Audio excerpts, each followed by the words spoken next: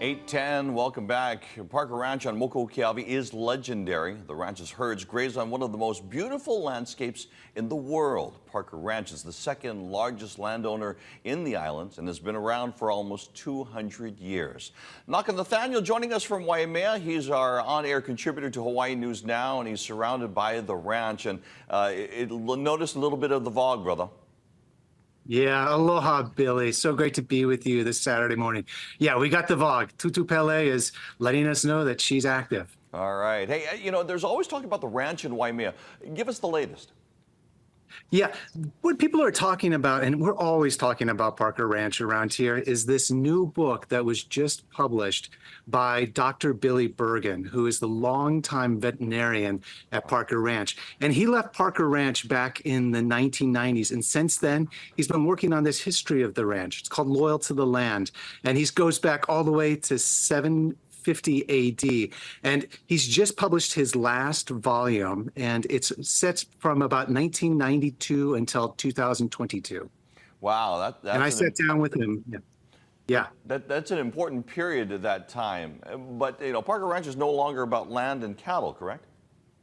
Yeah, so I sat down with Dr. Bergen yesterday, and we chatted about the book and about the ranch, and we were talking a lot about how this time period has really changed a lot. And, the peak for Parker Ranch when it came to cattle ranching was back in the 1970s. And since then, we eat less beef, and the industry has really changed. So the ranch has tried to diversify.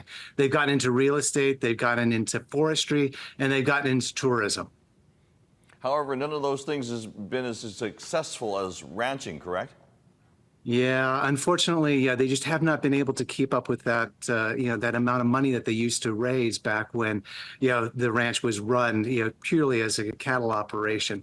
Yeah, one of the things that Dr. Bergen was telling me is that the ranch is land rich, but cash poor. And they've been trying to figure out all these different ways, to raise money and to make money from the, ranch. And things just really haven't worked out as well as what they had hoped. Now, I remember back in the days when I was living over on Hawaii Island, at the time, Richard Smart was the owner. He was the last descendant, correct, of the Parker family?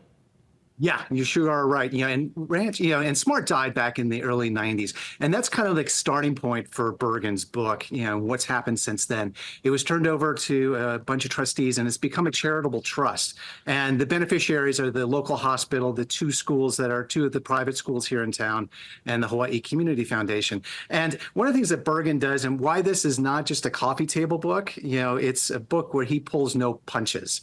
And he talks about what the trustees were doing back around the turn of the century. And he draws a lot of parallels between what happened at Kamehameha schools with the broken trust scandal and what happened with Parker Ranch. The trustees were getting very high salaries, and they weren't being great stewards of the estate.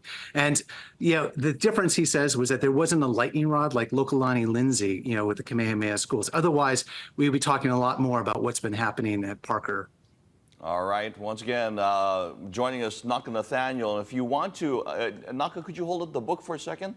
If you want to go check out the book, it's called Loyal to the Land. And once again, that is a new book that is out right now. You can catch up on the rest of what is happening with Parker Ranch. Naka Nathaniel, as always, thank you very much for joining us from Hawaii Island.